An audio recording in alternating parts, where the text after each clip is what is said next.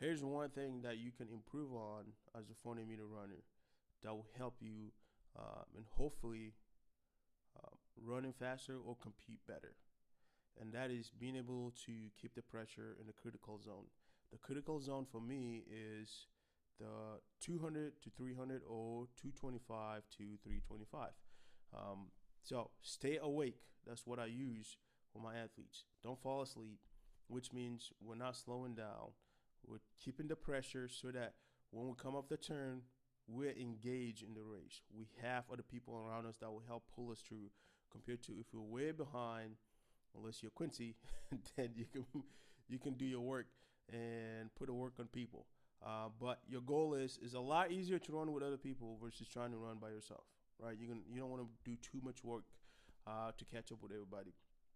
So when you hit that 200 meters, it's not time for you to just kind of relax and slow down. You got to keep the pressure, right? Keep the pressure and keep pushing and keep pushing and keep pushing. Coming off the turn, it's all about keeping your mechanics, keeping your posture, and moving your arms. So for us, we do a workout that will mimic what that looks like, right? I enjoy doing a workout. We would do a 250 all out, right? Hit a 250 all out, and then I would give them around 30 to 90 seconds, depending on who I'm working with. Some people can handle 30, or depending on what part of the season we're in. We'll be in good shape, we'll be fit, and we'll be able to handle 30 seconds. And then we will start from 150 to the finish line. Okay, it's just a broken 400. And at each zone, I put cones on the track. At each zone, I want us to hit certain times, right?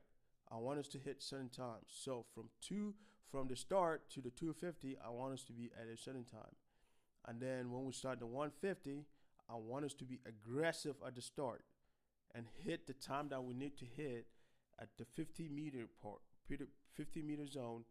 And then from there, it's all about keeping our momentum down the track and keeping our mechanics and keeping our posture down the track, right? So being able to break down those workouts, and sometimes we might do a 500, which is all out 300, get to the finish, walk back to the 200, and boom, let's finish the 200. And there's a time that I want us to hit at each 100 meters, right? And we will not do too much of that. We might just only do one rep. We might do a combination of a 500 and a broken 400, and that's it.